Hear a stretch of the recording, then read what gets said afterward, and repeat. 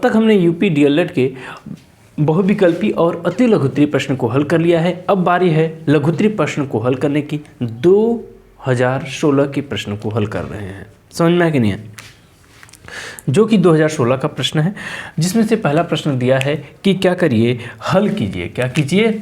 हल कीजिए, हल कीजिए। यह प्रश्न दे दिया है। चलिए हम इसको क्या करना है, हल करना है। इसको मतलब कि हल करना मतलब सरल कीजिए, इसको सरल कीजिए, क्योंकि ये जो भी दिया हुआ है तो हम प्रश्न पहले लिख लेते हैं। 121 भागे 16 माइनस कोष्टक में 14 माइनस 3 9 कोष्टक बंद। देखिए, आपको जब भी इस प्रकार के प्रश्न मिले तो आप थोड़ा सा भी चिंतित ना हो, बस आपको इस चीज़ को ध्यान देना है। क्या चीज़ को? सबसे पहले आपको कोष्टक को हल करना है। कोष्टक में सबसे पहले रेखा कोष्टक, उसके बाद छोटा कोष्टक, उसके बाद मझला कोष्टक, उसके बाद बड़ा कोष्टक। ये हुआ कोष्टक हल करने। उसके बाद आपको क्या ध्यान देना है? कोष्टक के बाद ध्यान देना है कि आपको भाग करनी है, फिर उसके बाद क्या करनी है? गुणा करना है, फिर उसके बाद जोड़ना है, फिर उसके बाद घटाना है। बस इस नियम को आप ध्यान देंगे तो आप इस सवाल को कभी भी इस ऐसे सवाल को जो सरलीकरण करने के लिए आएगा या हल करने के लिए आएगा तो उसमें आप कभी भी गलती नहीं करेंगे। तो चलिए हम इस प्रश्न को हल करते हैं। सबसे पहले आप लोगों को हमने बताया है कि रेखा कोष्टक को हल करना, तो रेखा कोष्टक है नहीं, तो उसके बाद क्या बचता है? जो ये छोटा कोष्टक। तो यहाँ पर छोटा कोष्टक है, तो सबसे पहले हम छोटा कोष्टक को ही हल कर लेते हैं। तो यहाँ पर पाएंगे क्या कि 121 ज्यों का त्यों उसे उतारते चलेंगे। कहाँ तक? जहाँ तक कि हमारा जो है छोटा कोष्टक ना आया है। अब बताइए, अब यहाँ पर क्या लिखा है? 9 और 6, अभी माइनस में, तो 9 में से 6 जाएगा तो कितना बचेगा? कितना बचेगा? 3 बचेगा। एक कोष्टक बंद कर लीजिए। अब इस कोष्टक को क्या करिए? तोड़ दीजिए। जब कोष्टक तोड़ेंगे तो हमारे पास क्या आएगा? सेम यही प्रक्रिया करते चलेंगे। अब एक बात बताइए,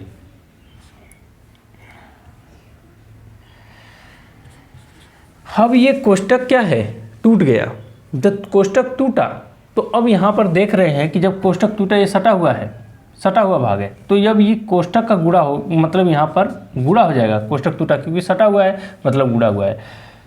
अब इसको क्या करेंगे? अब एक बात बताइए, इस माइनस का गुणा इस प्लस में होगा और इस 3 का गुणा 3 में होगा, तो क्या होगा?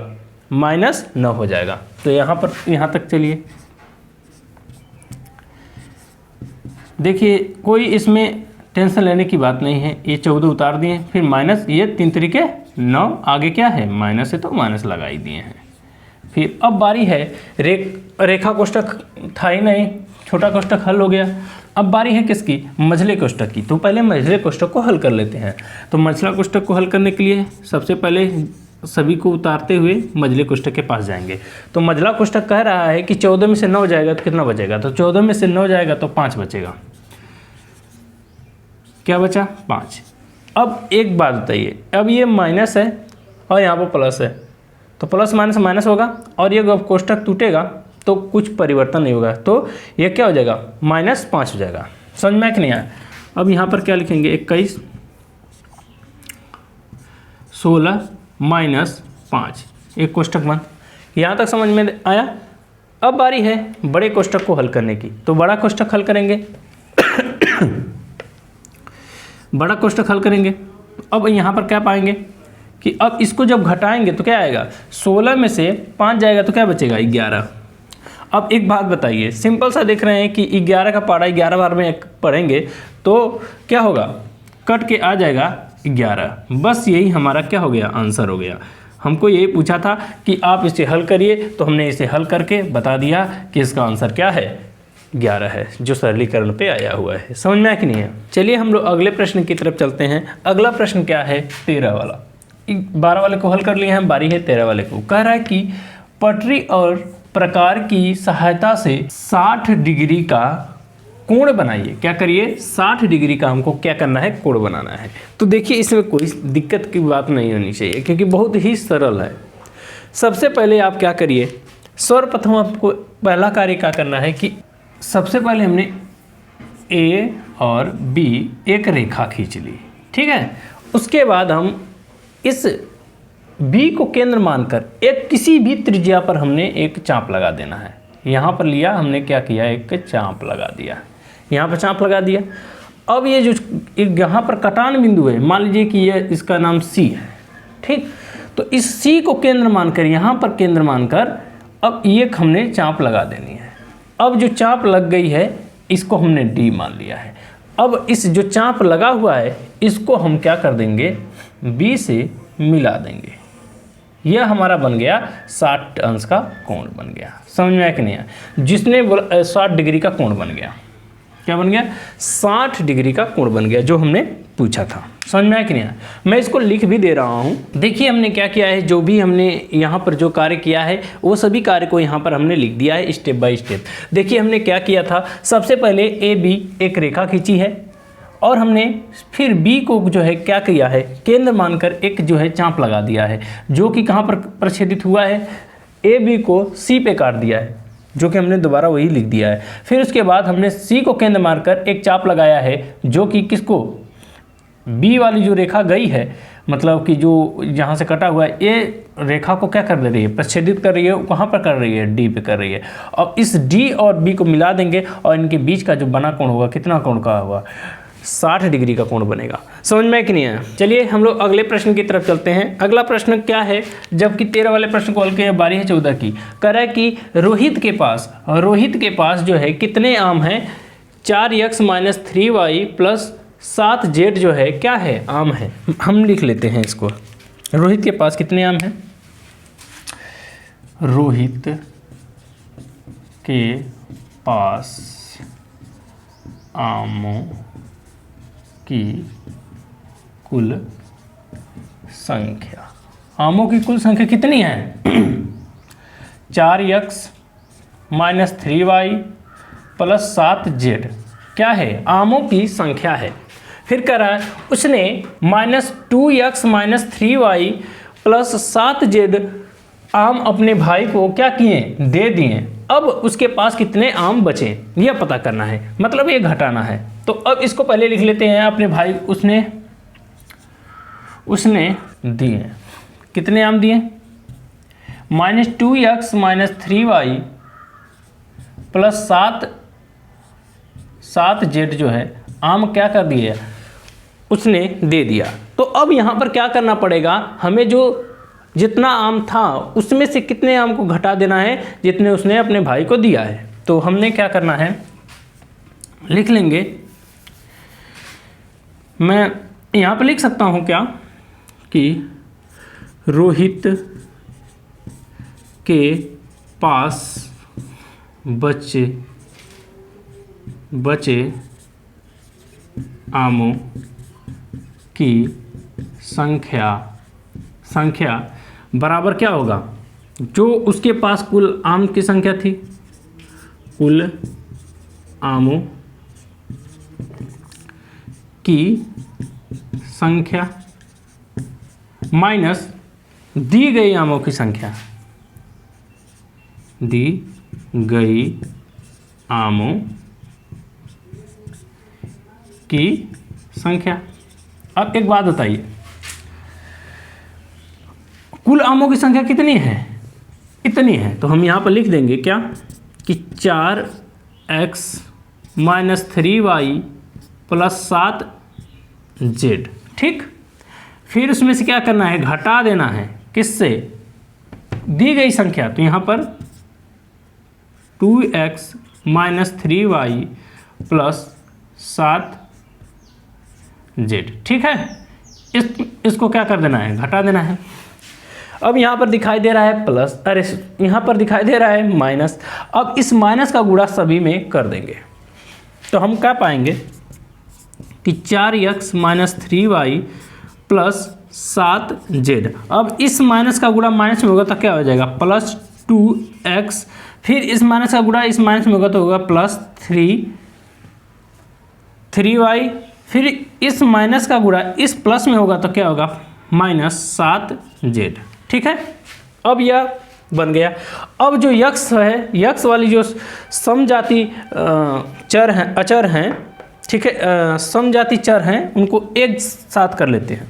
तो अब इसको और इसको एक साथ कर लेंगे, इसको एक साथ कर लिए, -3y और +3y, फिर +7z, फिर -7z एक साथ कर लेंगे। अब एक बात बताइए, इस y से यह y, ये प्लस था ये माइनस था, दोनों खत्म हो गए, ये भी इससे खत्म हो गया, बचा क्या यह।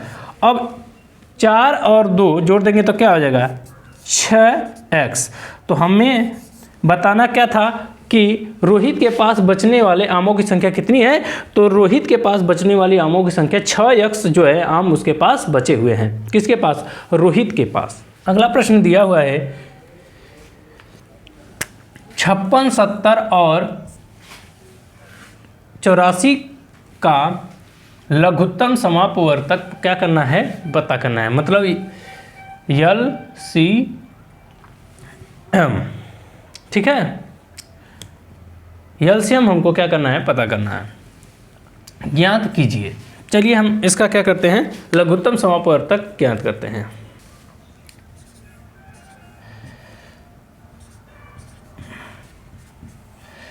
अब इसका निकालने के लिए हम क्या करेंगे, सबसे पहले इसका खंडन कर लेते हैं। तो ये किससे कटेगा, 2 से काटिए ना सब।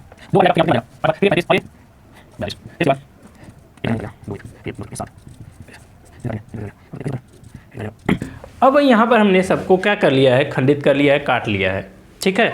अब इसका क्या करेंगे, जो अंक दिए हैं उसको लिख लेंगे, 2 फिर गुणे 2 फिर गुणे 2 फिर गुणे 3 फिर गुणे 5 फिर गुणे 7। अब इसका क्या कर देंगे, गुणा कर देंगे। तो 2 दूना के 4, 4 दूना के 8, 8 त्रिके 24, 24 पच्चे 120 और 120 साते 840। ये आपका क्या हो गया, जो है ये प्रश्न में पूछा था कि लघुत्तम समापवर्तक बताइए।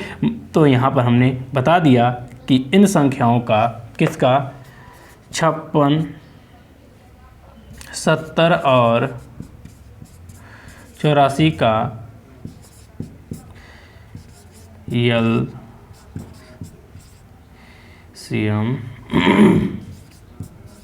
कितना होगा, 800 होगा, 840 होगा, ठीक है।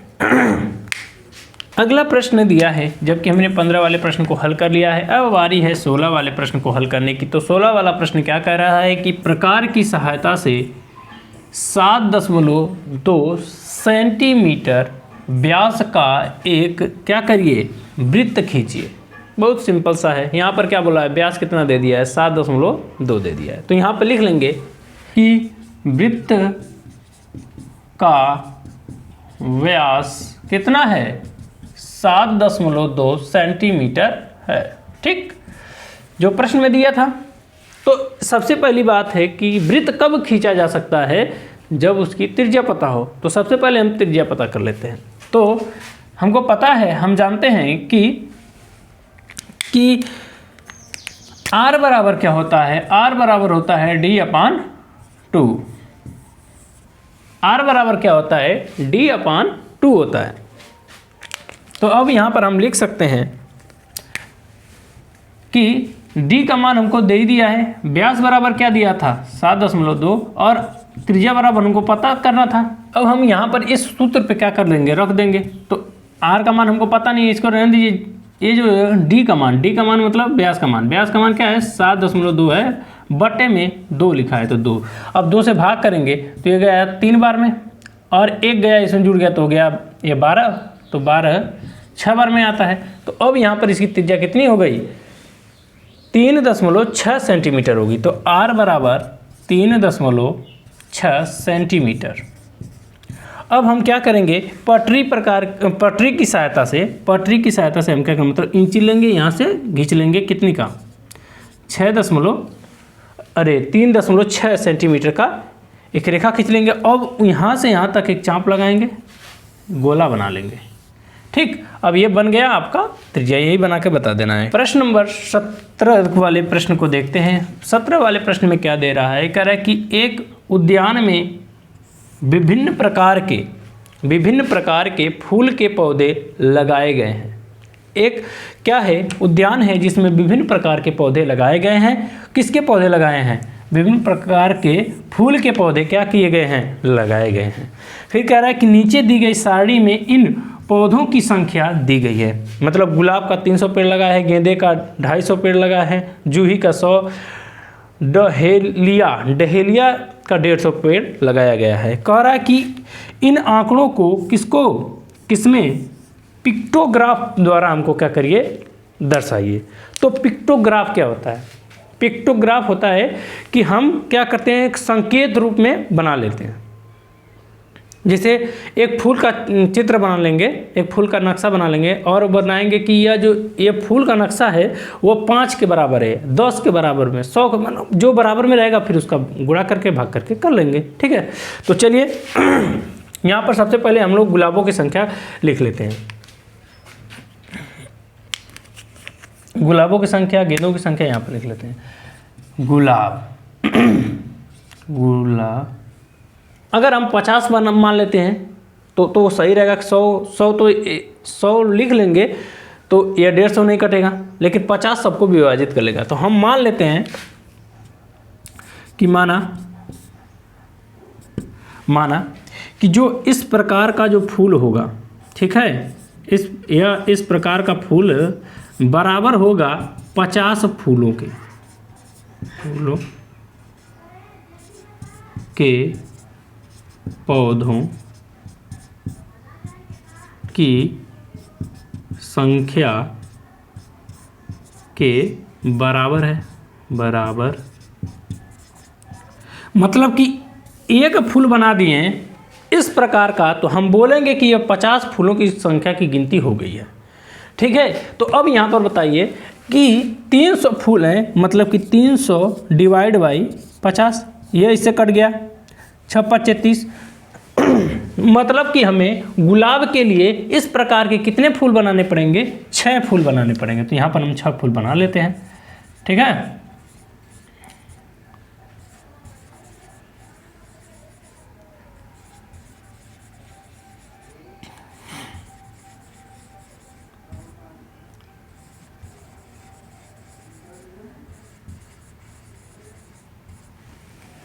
ठीक है, जैसे कि बोला था 6 फूल बना लिए। फिर अगला है 250, तो 250 डिवाइड बाई 50 कर लेंगे।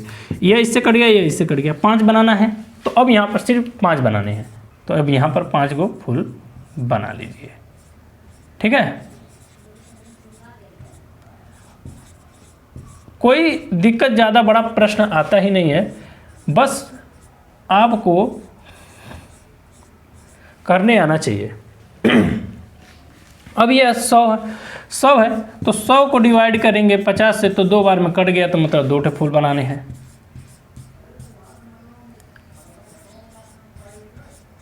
ठीक, अब उसके बाद बचा है 250 50 के फूल हैं, कट गया 3 बार में, तो ये कितने फूल बनाने हैं? 3 फूल बनाने हैं। यह हो गया पिक्टोग्राफ। यह होगा जो हमने जो संरचना बनाई है वो पिक्टोग्राफ की है। इस प्रकार से हम क्या कर सकते हैं, पिक्टोग्राफ को प्रदर्शित कर सकते हैं कि हम मान लेंगे एक ऐसी संख्या मान लेंगे कि वह इन सभी संख्याओं को विभाजित करती हो। हम 100 मानते तो और कम फूलों की संख्या बनाने पड़ती है हमको, और कम दिक्कत होती। लेकिन 100 जो है हम लिखते हैं तो इस 150 को विभाजित नहीं कर सकता, इस 250 को विभाजित नहीं कर सकता, इसलिए हमने 50 माना है ताकि प्रत्येक संख्या क्या हो, विभाजित हो सके और उनके लिए एक फूल अच्छा से बन पाए। समझ में आया कि नहीं है? चलिए हम लोग अगले प्रश्न की तरफ चलते हैं। अगला प्रश्न क्या कहता है? अगला प्रश्न कह रहा है कि क्या करिए, हल कीजिए। किनको? पहले प्रश्न यह वाला हल करना है, तो चलिए हम पहले इस प्रश्न को हल कर लेते हैं। ठीक है, क्या दिया है? पहला प्रश्न कि 1/2 गुणे 3/5 को क्या करिए, हल करिए। देखिए गुणा का चिन्ह है, तो गुणे का चिन्ह का मतलब कि ये अंश और हर में हम बात दे सकते हैं। तो यहाँ पर कोई कुछ कट ही नहीं रहा है, तो सिंपल सा काम करेंगे कि ऊपर का गुणा ऊपर कर देंगे, नीचे का गुणा नीचे कर देंगे। तो 3 एकम 3 और 5 दूना के 10, बस यही हो गया क्या, आंसर। ठीक है, यह करना है। हल करने के लिए बोला तो हमने हल कर लिया है। समझ में कि नहीं आया? चलिए हम अगले प्रश्न की तरफ चलते हैं। अगला प्रश्न क्या कहता है? अगला प्रश्न कह रहा है कि 7/8 धन 3/4 का क्या करिए, योग करिए। बीच में जोड़ का चिन्ह है तो जोड़ करिए। तो इसका लौसा ले लेंगे। जब लौसा लेंगे तो क्या आएगा, 8 आएगा, क्योंकि दोनों में से भी वही विभाजित हो रहा है। तो 8 एकम 8 कट गया तो 7 बच गया। ये 2 बार में कटा तो 2 3 6। अब इसको जोड़ दीजिए, इसको जोड़ेंगे तो क्या होगा, 13 बटे क्या आ गया, 8। यही क्या हो गया, आंसर हो गया। समझ में आया कि नहीं आया?